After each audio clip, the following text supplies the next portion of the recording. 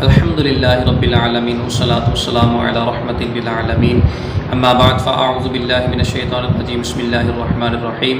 ناظرین، آج کا ہمارا درس شریعت احکام نکاح کے بارے میں ایک اہم مسئلے کے حوالے سے ڈسکس کرنا ہے۔ مسئلہ یہ ہے کہ کیا نکاح کے اندر 3 مرتبہ قبول کہنا یہ ضروری ہے یا ضروری نہیں ہے؟ 1 مرتبہ قبول کیا تو کیا اس سے نکاح منعقد ہو جائے گا یا نہیں ہوگا؟ شریعت مطہرہ کا حکم اس حوالے سے کیا ہے؟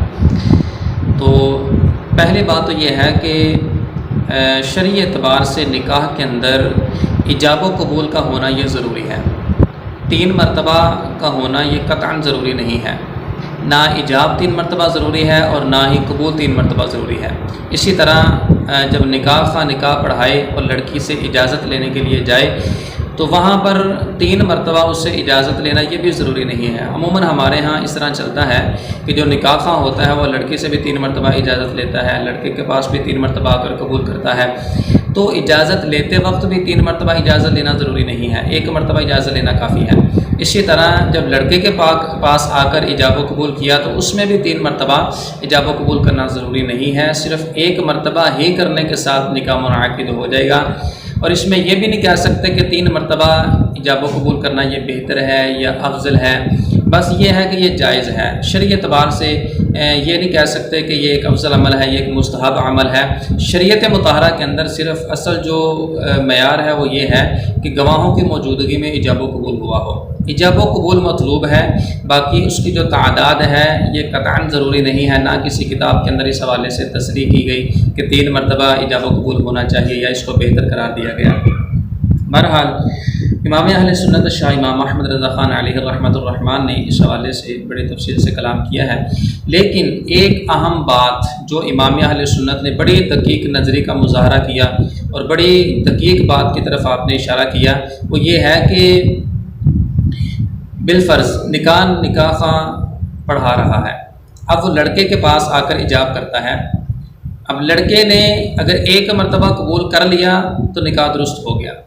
لڑکا کیا کرتا ہے کہ وہ پہلی مرتبہ قبول نہیں کرتا، بلکہ وہ آگے سے مزید سوال کر دیتا ہے یا اس کو آواز نہیں پہنچتی، نکاح خواہ نے آ کر ایجاب کیا، وہ کہتا ہے ہوں، یا کوئی اور اس طرح کا لفظ بول دے جو قبول پہ دلالت نہیں کرتا، تو پھر ایسی صورت کے اندر اس لڑکے سے جب تک قبول نہیں کہلوا لیں گے اس صورت میں نکاح درست نہیں ہوگا۔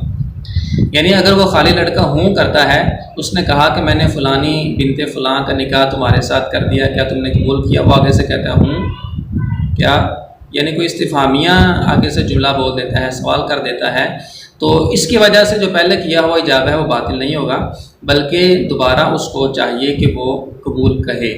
وہ جو ہی لڑکا بعد میں قبول کہہ دے گا، اگرچہ ہوں کیا کرنے کے بعد اگرچہ اس نے قبول کہہ دیا تو بھی نکاح درست ہو جائے گا، کیونکہ مجلس عقد کے اندر جو ہے نا وہ قبول کرنا ضروری ہے۔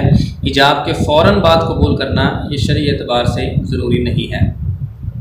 دوسری بات یہ ہے کہ اس لڑکے نے جب نکاح خواہ نے اس کے پاس ایجاب کیا تو اس نے آگے سے انکار کر دیا۔ اس نے کہا کیا تمہیں قبول ہے؟ تو لڑکے نے آگے سے کہا نہیں، اگرچہ اس نے سیریس کہا، اگرچہ اس نے مذاق میں کہا، تو نہیں کہنے کے ساتھ جو پہلا نکاح خواہ کا کیا ہوا ایجاب تھا وہ باطل ہو گیا۔ اب اگرچہ پہلے اس نے مذاق میں کہا کہ مجھے قبول نہیں ہے، بعد میں کہتا ہے مجھے قبول ہے، اب یہ جو اس نے کہا نا بعد میں کہ مجھے قبول ہے، اس کے ذریعے سے نکاح منعقد نہیں ہوگا، کیونکہ وہ جو پہلے انکار کر چکا ہے اس انکار کی وجہ سے جو نکاح خواہ نے ایجاب کیا تھا وہ باطل ہو گیا۔ لہٰذا اب جو لڑکے نے بعد میں کہا کہ مجھے قبول ہے انکار کرنے کے بعد، وہ ایجاب کے درجے میں چلا جائے گا، کیونکہ نکاح کے اندر ایجاب کا مطلب ہی یہی ہے کہ جو پہلے کلام وارد ہو وہ ایجاب ہوتا ہے، جو اس کے جواب میں وارد ہو وہ قبول ہوتا ہے۔ تو جب نکاح خواہ نے ایجاب کیا، لڑکے نے آگے سے انکار کر دیا، اگرچہ مذاق میں انکار کر دیا، تو وہ جو ایجاب تھا وہ باطل ہو گیا۔ اب لڑکا اگرچہ بعد میں کہتا ہے میں نے قبول کیا، تو اب یہ جو بعد میں کہے گا میں نے قبول کیا یہ ایجاب کے درجے میں آ جائے گا۔ اب وہ جو نکاح خواہ ہوگا، جو وکیل ہوگا، وہ پھر آگے سے کہے کہ ٹھیک ہے میں نے تمہارا اس کے ساتھ نکاح کر دیا۔ اب جب تک وہ نکاح خواہ قبول نہیں کرتا یا جو وکیل ہے وہ قبول نہیں کرتا، تب تک شرعی اعتبار سے نکاح درست نہیں ہوگا۔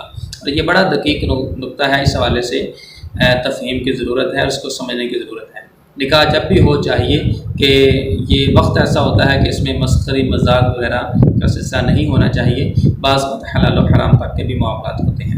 اللہ تعالی ہم سب کو جو کچھ سنا ہے اس پر عمل کی توفیق عطا فرمائے، علم نافع دے، آمین بجاہ نبی الامین صلی اللہ علیہ وسلم۔